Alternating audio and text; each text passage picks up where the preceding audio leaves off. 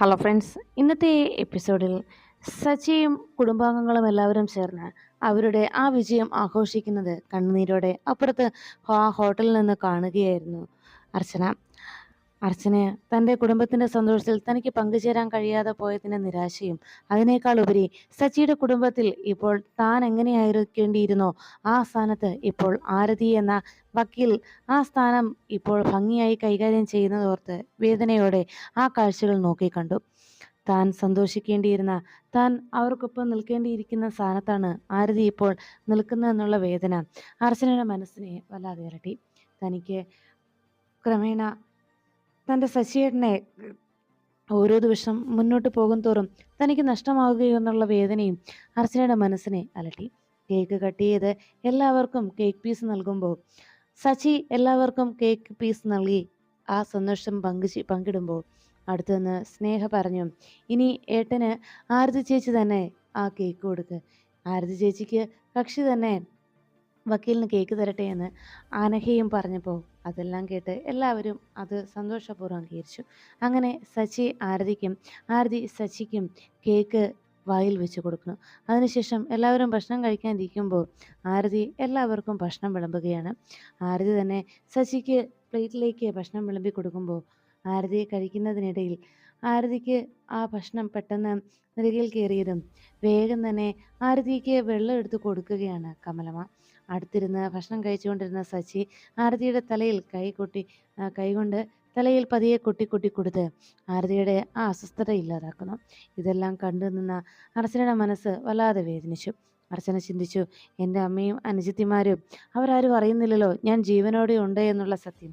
അതറിയാതെയല്ലേ അവർ ആരതിക്ക് ഇത്രമേൽ ഇമ്പോർട്ടൻസ് നൽകുന്നത് എന്ന ഒരാശ്വാസത്തിൽ അർച്ചന അവിടെ നിന്ന് മടങ്ങി. അതിനുശേഷം കാഞ്ചനയും ലീലാവതിയും അവന്തികയുടെ വീട്ടുമുറ്റത്തേക്ക് ഒരു ഓട്ടോയിൽ വന്നിറങ്ങി. ഓട്ടോക്കാരനെ പറഞ്ഞയച്ചതിന് ശേഷം രണ്ടുപേരും അതിശയത്തോടെ അവന്തികയുടെ വീട്ടിലേക്ക് നോക്കി നിൽക്കുന്നു. ഓ, എത്ര വലിയ വീടാ ഉണ്ടാക്കി വെച്ചിരിക്കുന്നത്! എത്രയോ ആളുകളുടെ കണ്ണുനീരും എത്രയോ ആളുകളെ ചതിച്ചതിൻ്റെയും തുകകളായിരിക്കും ഈ വീട് ഉണ്ടാക്കാൻ അവൾ ഉപയോഗിച്ചിട്ടുണ്ടാവുക. എത്രയോ കുടുംബത്തെ തകർത്തെറിഞ്ഞതാണ് അവൾ ഈ കെട്ടിപ്പടുത്തിരിക്കുന്ന ഈ കൊട്ടാരം എന്ന് ലീലാവതിയും കാഞ്ചനയും പരസ്പരം പറഞ്ഞു. എന്തായാലും നമ്മൾ കയറി ചെല്ലുമ്പോൾ നമ്മളെ അകത്തേക്ക് സ്വീകരിക്കുമോ അമ്മേ എന്ന് സംശയത്തോടെ കാഞ്ചന ചോദിക്കുമ്പോൾ ഉടനെ കാഞ്ചനയോട് ലീലാവതി പറഞ്ഞു, മോളെ, നമ്മൾ ഇവിടെ വന്നത് അവളുടെ കൂടെ ഇവിടെ സുഖമായി കഴിയാനല്ലല്ലോ, എൻ്റെ അനിരുദ്ധേട്ടനെ ഇല്ലാതാക്കിയതിനുള്ള പ്രതികാരം ചെയ്യാനായിട്ട്. എന്തായാലും നമ്മൾ ചെല്ലുമ്പോൾ അങ്ങനെയങ്ങ് അവൾക്ക് നമ്മളെ തള്ളിക്കളയാൻ കഴിയില്ലല്ലോ. അതുകൊണ്ട് മോളെ നീ നോക്കിക്കോ, അവള് നമ്മളെ ഇവിടെ നിന്ന് പറഞ്ഞു വിടത്തില്ലാത്ത രീതിയിൽ അവളെ നമുക്ക് അടിമയാക്കി മാറ്റുക തന്നെ ചെയ്യും. എന്നിട്ട് വേണം നമുക്ക് പ്രതികാരം ചെയ്യാനായിട്ട്. അവളെ സ്നേഹത്തോടെ നിന്ന് അവളുടെ സ്നേഹം പിടിച്ചെടുക്കണം എന്ന് പറഞ്ഞു. ഉടനെ കാഞ്ചന പറഞ്ഞു, അമ്മേ, നമുക്ക് അകത്തേക്ക് കയറി പോകാം, വാതിൽ തുറന്നു കിടക്കുമല്ലേ എന്ന് പറഞ്ഞപ്പോഴേക്കും അങ്ങനെ പറഞ്ഞ് ലീലാവതിയും കാഞ്ചനയും കൂടി അകത്തേക്ക് കയറാൻ തുടങ്ങിയപ്പോൾ ഒരു സെക്യൂരിറ്റി അവിടേക്ക് എത്തി. അതെ, നിൽക്ക്, എങ്ങോട്ടായി കയറി പോകുന്നത് എന്ന് ചോദിച്ചു. ലീലാവതി പറഞ്ഞു, അതെ, ഞങ്ങൾ ആരാണെന്ന് അറിയാത്തത് കൊണ്ടാ. ഞാൻ അവന്തികയുടെ വലിയ അമ്മായിയും ഇത് എൻ്റെ മോളുമാണ്, അവളുടെ അനുജത്തി. ഞങ്ങളകത്തേക്ക് തന്നെ പൊക്കോളാം എന്ന് പറഞ്ഞപ്പോൾ നിൽക്ക്, ഞാൻ മേഡത്തോട് അനുവാദം ചോദിച്ചിട്ട് നിങ്ങളെ കയറ്റി വിടാമെന്ന് വീണ്ടും പറഞ്ഞപ്പോൾ നിങ്ങളെന്താ അനുവാദം ചോദിക്കുന്നത്? ഞങ്ങൾ അകത്തേക്കല്ലേ കയറി പോകുന്നത്, ഞങ്ങൾ തന്നെ പൊക്കോളാം എന്ന് പറഞ്ഞ് ലീലാവതിയും കാഞ്ചനയും വേഗം അകത്തേക്ക് ചെന്നു. ഈ സമയത്ത് അവന്തിക അഗ്നിക്കാവടി എടുത്ത് കാലിൻ്റെ ഉള്ളംകാല് മുഴുവൻ പൊള്ളിയിരിക്കുന്ന ഈ അവസ്ഥയിൽ കാലിൽ മരുന്ന് വെച്ചിട്ട് നടക്കാനാകാതെ പതിയെ കാല് തീപ്പൊയിൽ വെച്ചിട്ട് അവിടെ ഇരിക്കുകയായിരുന്നു അവന്തിക. അപ്പോഴാണ് അകത്തേക്ക് ലീലാവതിയും കാഞ്ചനയും ചെന്നത്. അവര് വളരെ സന്തോഷത്തോടെ മോളെ അവന്തികയെ എന്ന് ലീലാവതി ഉറക്കെ വിളിച്ചു. ഇത് കേട്ടതും അവന്തിക നോക്കുമ്പോൾ മുന്നിൽ നിൽക്കുന്ന ഇരുവരെയും കണ്ട് വല്ലാത്ത അതിശയത്തോടെ അവന്തിക നോക്കുകയാണ്. ഇതെങ്ങനെ ഇവിടെ എത്തി? ഇത് ലീലാവതി അമ്മായി അല്ലേ? ഇതെന്താ ഇപ്പോ എന്നൊക്കെ സംശയത്തോടെ അവന്തിക നോക്കുമ്പോൾ ഉടനെ തന്നെ മൂർത്തി അവന്തിക്ക് കുടിക്കാനുള്ള വെള്ളവുമായിട്ട് വന്നു. അതെ, ആരാ, എന്താ വേണ്ടത്, നിങ്ങളെന്തിനകത്തേക്ക് കയറി വന്നത് എന്നൊക്കെ ചോദിച്ച് മൂർത്തി അവരെ പറഞ്ഞയക്കാൻ നോക്കുമ്പോഴേക്കും ഉടനെ ലീലാവതി പറഞ്ഞു, എടാ ചെറുക്ക, ഞാനേ ഇവളുടെ വല്യമ്മായിയാ. അതെ, നീ എന്നെ കണ്ടിട്ടില്ലായിരിക്കും. അതുകൊണ്ടാ നീ ഇങ്ങനെയൊക്കെ സംസാരിക്കുന്നത്. ഇവൾക്ക് ആകെയുള്ള ഒരു അമ്മായിയാ ഞാൻ. അതുകൊണ്ട് ഞങ്ങള് ഇവളുടെ വിവരം അറിഞ്ഞ് ഇവിടേക്ക് വന്നതാ എന്നൊക്കെ ലീലാവതി പറഞ്ഞു. ഇനി ഞങ്ങൾ ഇന്ന് ഇവളുടെ കൂടെ ഉണ്ടാവുമെന്ന് പറഞ്ഞുകൊണ്ട് ലീലാവതി സംസാരിച്ചങ്ങ് നിൽക്കുമ്പോൾ പെട്ടെന്ന് അവിടേക്ക് സ്റ്റെയർ ഇറങ്ങി വരികയായിരുന്നു ചിപ്പിമോള്. ചിപ്പിമോൾ അവിടെ നിന്നത് പെട്ടെന്ന് ലീലാവതിക്ക് വലിയ സന്തോഷമായി. ലീലാവതിയും കാഞ്ചനയും ആഹാ ചക്കരമോളിങ്ങി വന്നേ, ദേ വല്യമ്മായി എന്താ മോൾക്ക് കൊണ്ടുവന്നതെന്ന് കണ്ടോ, ദാ ചോക്ലേറ്റ്. എന്തായാലും വല്യമ്മായിക്ക് മോളെ കാണണമെന്ന് വല്ലാത്ത അതിയായ ആഗ്രഹമായിരുന്നു എന്ന് പറഞ്ഞുകൊണ്ട് വേഗം ചോക്ലേറ്റ് എടുത്ത് ചിപ്പിയുടെ കയ്യിലേക്ക് നീട്ടി. ചിപ്പി അത് വാങ്ങിക്കാൻ മടി കാണിച്ച് അവന്തിക്ക് നോക്കുമ്പോഴേക്കും ഉടനെ ലീലാവതി പറഞ്ഞു, ഹേ അങ്ങോട്ട് നോക്കിയ അനുവാദത്തിനൊന്നും ആവശ്യമില്ല, മോൾ ഇത് മേടിച്ചോ.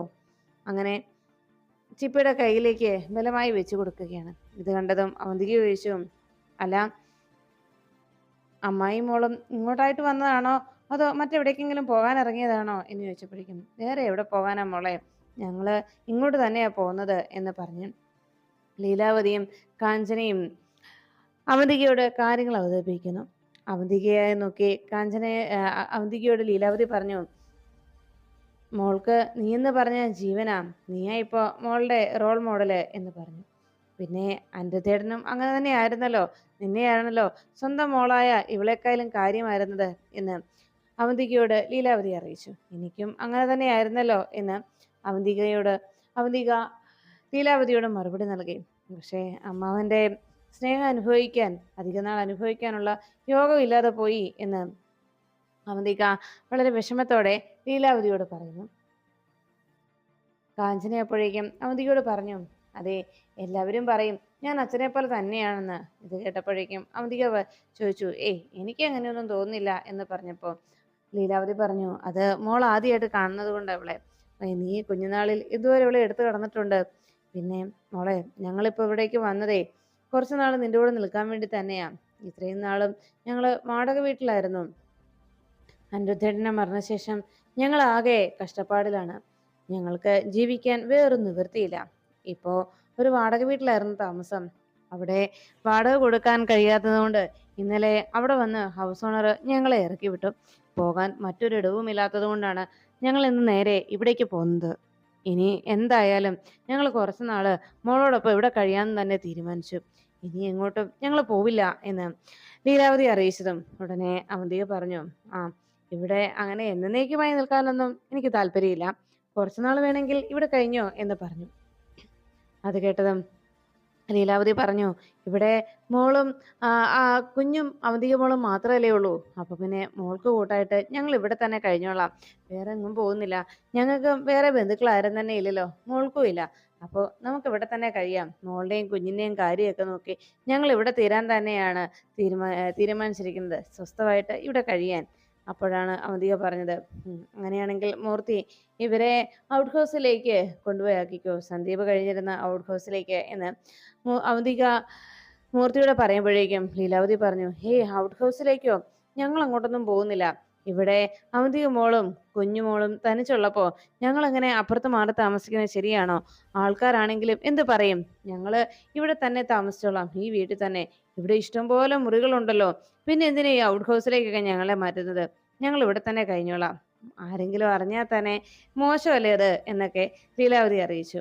അത് കേട്ടതും പിന്നെ എതിര് പറയാൻ അവന്തിക കഴിയാതെ അവന്തിക ലീലാവതിയെയും മോളെയും മാത്രം നോക്കി. ഉടനെ ലീലാവതി പറഞ്ഞു, അതെ ഞങ്ങള് ഈ വീടൊക്കെ ഒന്ന് കാണട്ടെ. മൂർത്തി ഈ ബാഗൊക്കെ ഞങ്ങൾക്കുള്ള റൂമിലേക്ക് കൊണ്ടുവന്ന് വെച്ചേക്ക്. ഉടനെ ചിപ്പിമോളെയും വിളിച്ചുകൊണ്ട് കാഞ്ചനയും ലീലാവതിയും വീടൊക്കെ ചുറ്റി കാണാനായിട്ട് പോകുന്നു. ഇത് കണ്ടതോടെ അവന്തികയോട് മൂർത്തി ചോദിച്ചു, മേഡം ഈ വരവ് അത്ര പന്തിയല്ലല്ലോ, എന്തിനാ ശരിക്കും ഇവർ വന്നത്? മേഡത്തിന് എന്തെങ്കിലും തോന്നുന്നുണ്ടോ? എന്തെങ്കിലും സൂചന? അവരുടെ ഈ വരവിന്റെ പിന്നിൽ എന്തെങ്കിലും ദുരുദ്ദേശം എന്ന് ചോദിച്ചപ്പോഴേക്കും ഉടനെ അവന്തിക പറഞ്ഞു, എന്തായാലും എന്താ, അവര് വന്നതല്ലേ, ഇനി കുറച്ചു ദിവസം നിൽക്കട്ടെ. ഇവരുടെ ഈ ബാഗൊക്കെ അങ്ങേയറ്റത്തുള്ള ആ മുറിയിലേക്ക് കൊണ്ടുപോയി വെച്ചേക്ക്, അവർക്ക് ആ മുറി കൊടുക്കാം എന്ന് അവന്തിക മൂർത്തിയോട് പറഞ്ഞു. അങ്ങനെ അവന്തിക പതിയെ കാലൊന്ന് നിലത്തുകുത്തി കാഞ്ചനയുടെയും ലീലാവതിയുടെയും പിന്നാലെ മുറിയിലേക്ക് പോകുന്നു.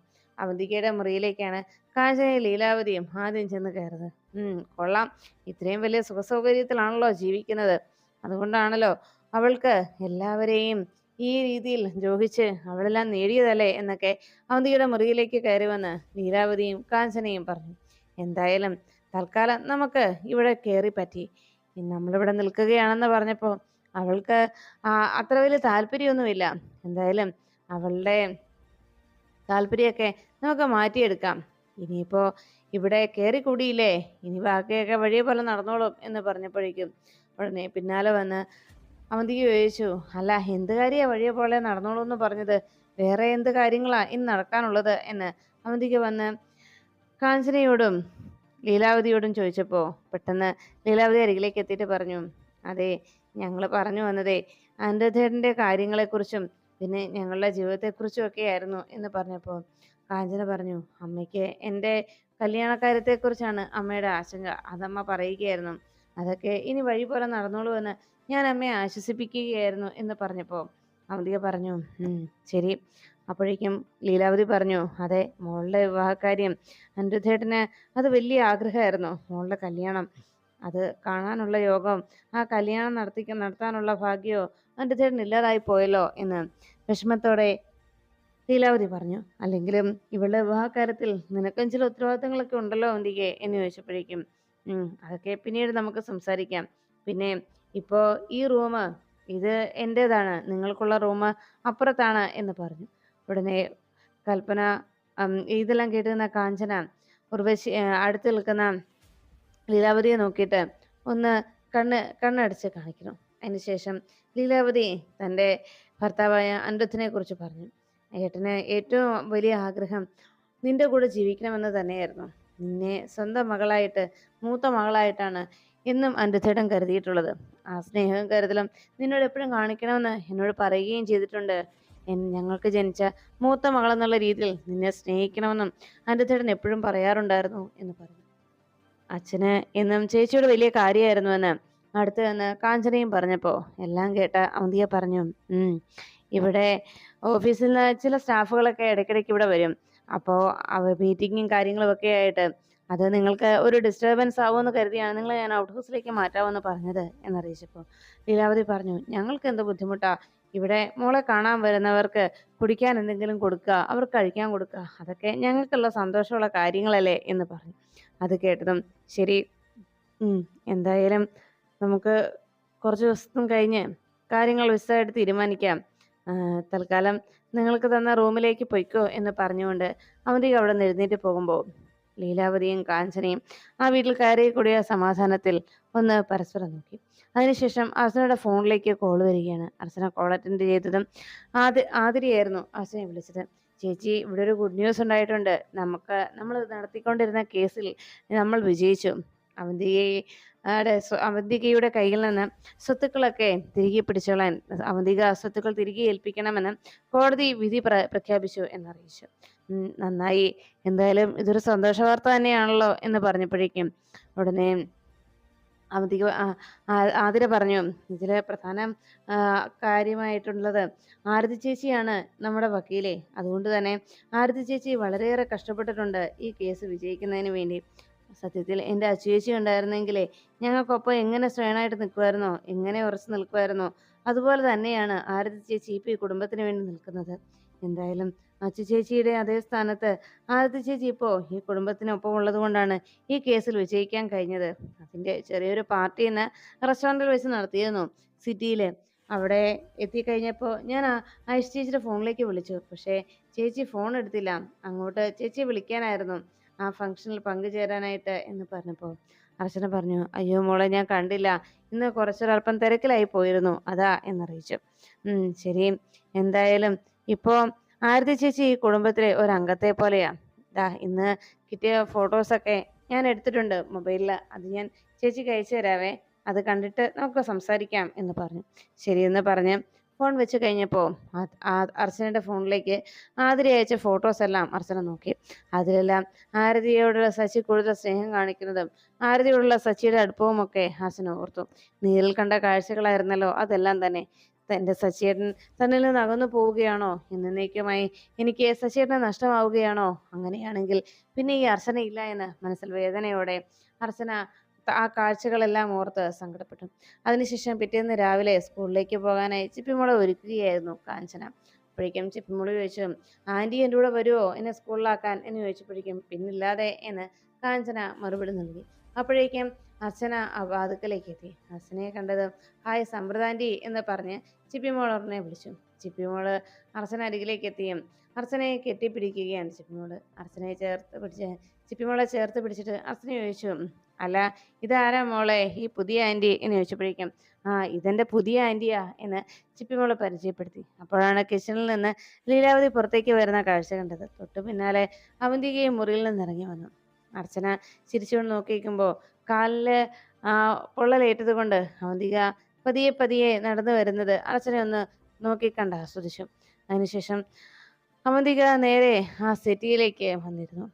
അവന്തികയ്ക്ക് അരികിലേക്ക് അർച്ചനയും മോളും കൂടി വന്നിരുന്നു. ഉടനെ തന്നെ അർച്ചന അവന്തികയോട് ചോദിച്ചു, അല്ല ഇപ്പോൾ എങ്ങനെയുണ്ട് അവന്തികയ്ക്ക് കാലിന് എന്ന് ചോദിച്ചു. ഉടനെ അവന്തികയ്ക്ക് പുതിയ ബന്ധുക്കളൊക്കെ വന്നല്ലോ, ആരാ ഇവരൊക്കെ എന്ന് അർച്ചന ഒന്നും അറിയത്തില്ലാത്ത പോലെ ചോദിച്ചപ്പോൾ ഉടനെ ലീലാവതി മുന്നിലേക്ക് വന്നിട്ട് പറഞ്ഞു, ഞാനേ അവന്തികയുടെ വല്യമ്മായി അനിരുദ്ധൻ എന്ന് പറയുന്ന അമ്മാവൻ്റെ ഭാര്യ. ഇത് ഞങ്ങളുടെ ഒരേ ഒരു മോള് കാഞ്ചന. അങ്ങനെ അർച്ചന രണ്ടുപേരെയും ആദ്യം കാണുന്ന പോലെ പരിചയപ്പെടുകയും സംസാരിക്കുകയും ചെയ്തു. ഉടനെ അല്ല മോളേതാ എന്ന് ചോദിച്ചപ്പോഴേക്കും ഞാൻ എന്ന് പറഞ്ഞ് അർച്ചന പരിചയപ്പെടുത്താൻ തുടങ്ങിയപ്പോൾ അവന്തിക പറഞ്ഞു, ഇതെൻ്റെ ഫ്രണ്ടാണ് സമൃദ്ധ. അത് കേട്ടതും ഓ അത് ശരി. ഉടനെ അർച്ചന ചോദിച്ചു, അതെ എനിക്ക് എന്ന അമ്മായിയുടെ കൈകൊണ്ട് ഒരു നല്ല ചൂട് ചായ ഒരെണ്ണം തന്നേക്കോ, ഒന്ന് കുടിച്ചു നോക്കട്ടെ എന്ന് പറഞ്ഞപ്പം ശരി മോളെ, മോൾക്ക് ചായ ഉണ്ടാക്കി തരുന്നതിലും അവന്തിക മോളെ നോക്കുന്നതിലും എനിക്ക് സന്തോഷമുള്ളൂ. ഞാൻ ദാ ഇപ്പൊ കൊണ്ടുവരാമെന്ന് പറഞ്ഞ് ലീലാവതി വേഗം തന്നെ ചായ എടുക്കാനായിട്ട് അകത്തേക്ക് പോയി. ഉടനെ എല്ലാം കേട്ട് നിന്ന കാഞ്ചനയും ലീലാവതിയും പരസ്പരം നോക്കുമ്പോൾ കാഞ്ചന പറഞ്ഞു, മോളെ സ്കൂളിലേക്ക് അയക്കുന്നതിന് മുമ്പ് മോളുടെ കാര്യങ്ങളൊക്കെ ഞാൻ ചെയ്യുകയായിരുന്നു എന്ന് പറഞ്ഞപ്പോൾ വാതുക്കൽ സ്കൂൾ ബസ് വന്ന് നിൽക്കുന്ന ശബ്ദം കേട്ടു. ഉടനെ ചിപ്പി മോളോട് കാഞ്ചന പറഞ്ഞു, മോളെ ദാ ബസ് വന്നു അറിയിച്ചതും ശരി അമ്മേ ടാറ്റാ സമൃദ്ധാൻറ്റി ബൈ ബൈ എന്ന് പറഞ്ഞതും വേഗം തന്നെ ചിപ്പിയെ സമൃദ്ധയെ കെട്ടിപ്പിടിച്ച് സമൃദ്ധ കവള് തുമ്മ കൊടുത്തു. സമൃദ്ധയും ചിപ്പിയുടെ കവള് തുമ്മ കൊടുക്കുമ്പോഴേക്കും ചിപ്പി ചോദിച്ചു, അതെ ആൻറ്റി ഇപ്പൊ പോകരുത് കേട്ടോ, വൈകുന്നേരം ഞാൻ വന്നതിന് ശേഷമേ പോകാവൂ എന്ന് പറഞ്ഞ് വേഗം തന്നെ കാഞ്ചനയോടൊപ്പം തന്നെ സ്കൂൾ ബസ്സിൽ കയറി പോകാനായി പുറത്തേക്ക് ഇറങ്ങി. അപ്പോഴാണ് അർച്ചന അവന്തികയോട് ചോദിച്ചത്, അല്ല അവർ രണ്ടുപേരും പാവമാണല്ലേ, സത്യത്തിൽ അവന്തികയ്ക്ക് ഒരു കൂട്ടായല്ലോ എന്ന് ചോദിച്ചപ്പോഴേക്കും അവന്തിക പറഞ്ഞു, എനിക്ക് അത്ര അടുപ്പമുള്ള ആളൊന്നുമല്ല, ഒരു അകന്ന വകയിലുള്ള ബന്ധു, ഒരമ്മാവൻ്റെ ഭാര്യയും മോളും അത്രേ ഉള്ളൂ. അല്ലാതെ മുമ്പ് നല്ല ആർഭാടമായി വലിയ കാശുകാരായി കോടീശ്വരന്മാരായി ജീവിച്ചവരാ എന്നൊക്കെ അവന്തിക അർച്ചനയോട് അറിയിച്ചു. അല്ല ഏതമ്മാവൻ്റെ ഭാര്യ എന്ന് ചോദിച്ചപ്പോഴേക്കും അനിരുദ്ധൻ എന്ന് പറയും, അനിരുദ്ധൻ എന്നാണ് അമ്മാവൻ്റെ പേര് എന്ന് അവന്തിക പറഞ്ഞു. അല്ല ആ അമ്മാവൻ എവിടെ എന്ന് ചോദിച്ചപ്പോഴേക്കും അമ്മാവൻ എങ്ങനെയോ മരിച്ചു, കഷ്ടകാലം, ആളെ അടുപ്പിക്കാൻ കൊള്ളത്തില്ലെന്നേ, അങ്ങനെ ഒരു സ്വഭാവക്കാരനാണ്. അതുകൊണ്ട് തന്നെ ഞാൻ അധികം അടുപ്പിക്കാനൊന്നും പോയിരുന്നില്ല.